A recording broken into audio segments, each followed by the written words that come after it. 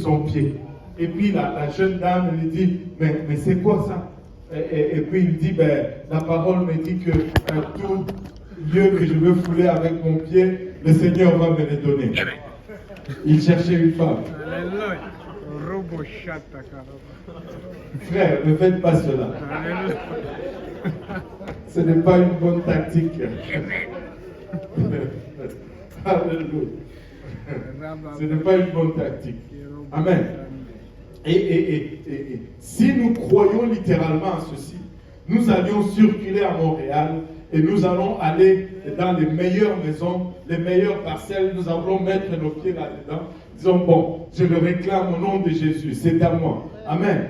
Mais littéralement, ce n'est pas ça. Et quand on regarde le mot foulé ici, c'est le mot darak.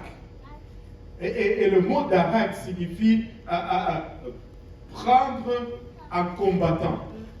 Tu sais, quand même le mot fouler, quand tu dis je vais fouler mes ennemis sous mon pied, je vais combattre et je vais les vaincre.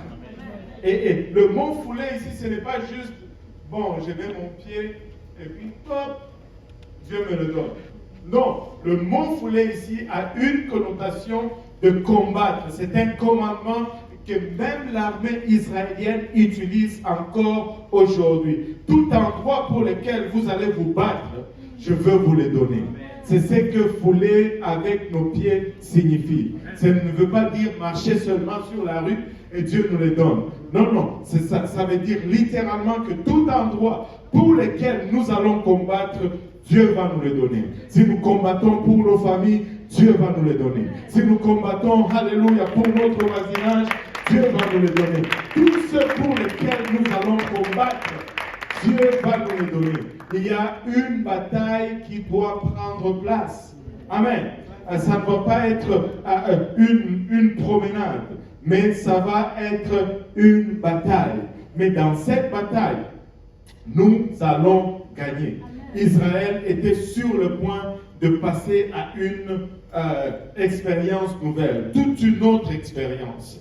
Regardez dans le livre de Josué, le chapitre 3, versets 3 à 5. Si Patron peut nous le lire, Josué 3 à 5. Josué 3 à 5. Et donnèrent cet ordre au peuple. Lorsque vous verrez l'arche de l'alliance de l'Éternel, votre Dieu, portée par les sacrificateurs, les Lévites, vous partirez du lieu où vous êtes, et vous vous mettrez en marche après elle. Mais il y aura entre vous et elle une distance d'environ 2000 coudées. N'en approchez pas, elle vous montrera le chemin que vous devez suivre, car vous n'avez point encore passé ce chemin. Josué dit au peuple, sanctifiez-vous, car demain l'Éternel fera des prodiges au milieu de vous. Wow. Et regardez ceci. Josué, Dieu lui intime de donner cet ordre et il donne cet ordre au peuple d'Israël. Il dit aujourd'hui, nous allons traverser le Jourdain. Aujourd'hui, nous allons aller dans une autre dimension. Et il dit aujourd'hui, pour que nous entrons dans une autre dimension, il faut que nous nous mettions en marche. L'ordre de Josué était de marcher, premièrement. Vous vous mettrez en marche après l'arche. L'arche va passer au-devant de vous et vous allez suivre l'arche.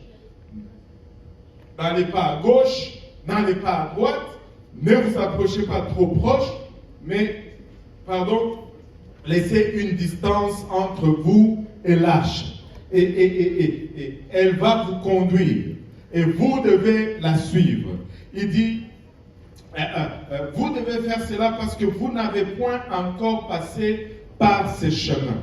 C'était une nouvelle dimension. C'était quelque chose de nouveau, où ils n'ont pas encore été auparavant. Et Josué dit au peuple, oui, nous allons entrer dans une nouvelle dimension, mais il nous incombe de faire certaines choses. Il dit, sanctifiez-vous, sanctifiez-vous. Laissez-moi vous dire, nous devons nous sanctifier. Dimanche